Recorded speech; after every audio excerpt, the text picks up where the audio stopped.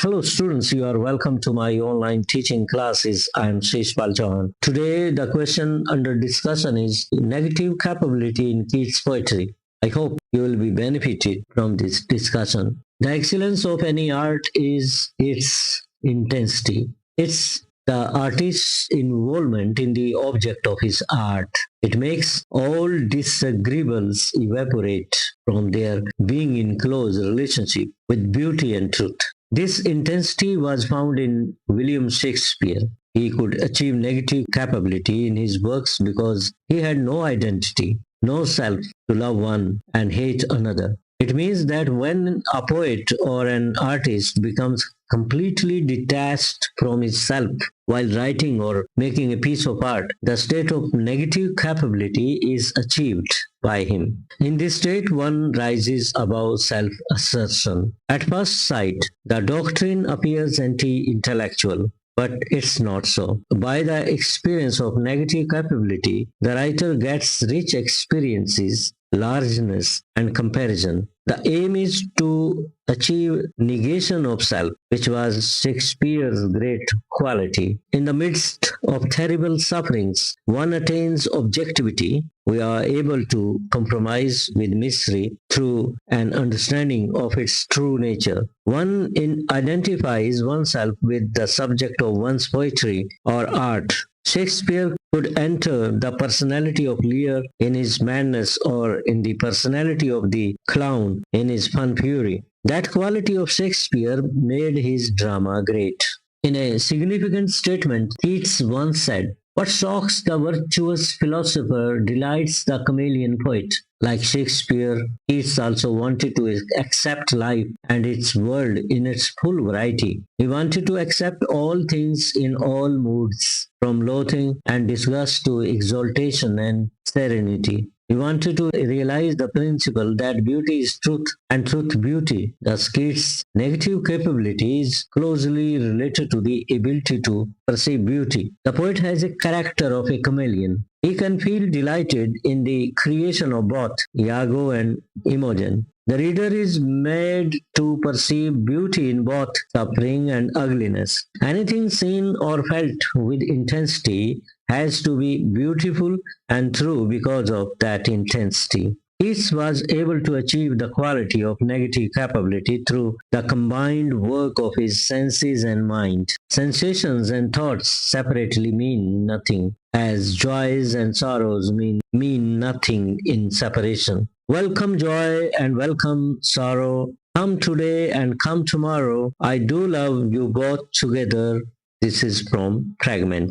Keats accepted both pleasure and pain because he knew if one is beauty, the other is truth. In his ode on melancholy, he gives new meanings to melancholy. For him, melancholy should not be regarded as a fashion. On the contrary, it's a genuine mood of detachment to the things which are likely to create a thrill or excitement in us. Neither mythological river Lethe nor wine of any high degree can detach a person from his personal sorrows. For Keats, melancholy is a state of intolerance, drowsiness, and forgetfulness, and not sadness. One should be able to see that clouds which darken the sky and pour in rains as if in a fit of weeping also infuse life in the drowsing, drooping flowers. But when the melancholy fit shall fall sudden from heaven like a weeping cloud that foster the drooping headed flower all and hides the green hill in an April shroud, the green grass covering the hills after April may look like a shroud, but it's a sign of life, not of death.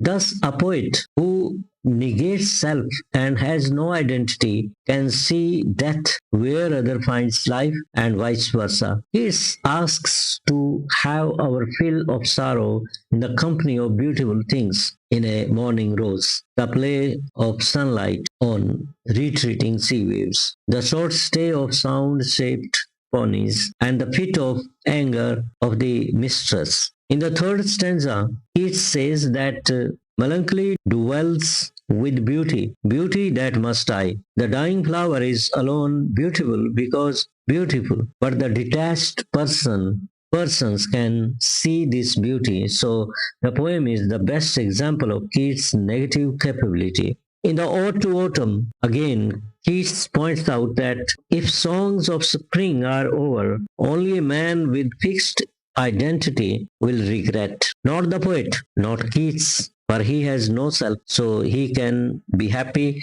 with the songs of autumn as he has been when the birds of spring season sang around him. That's why Keats urges himself not to think of the songs that are no more, because every season has its music. It doesn't matter if this music is produced by petty insects like gnats or crickets. In his Ode to a Nightingale and Ode on Grecian, Keats faces the dilemma of life with courage, though he doesn't quite completely resolve the dilemma. But Keats is able to enter into the joy of the nightingale. Too happy in thine happiness, with an acute awareness of the mortality of human life, he can still take joy in the unheard melodies and the still unravished bride of quietness. The Grecian silent embodiment of classic purity of form haunts us and teases us out of thought until we can only contemplate and absorb the eternal values it symbolizes without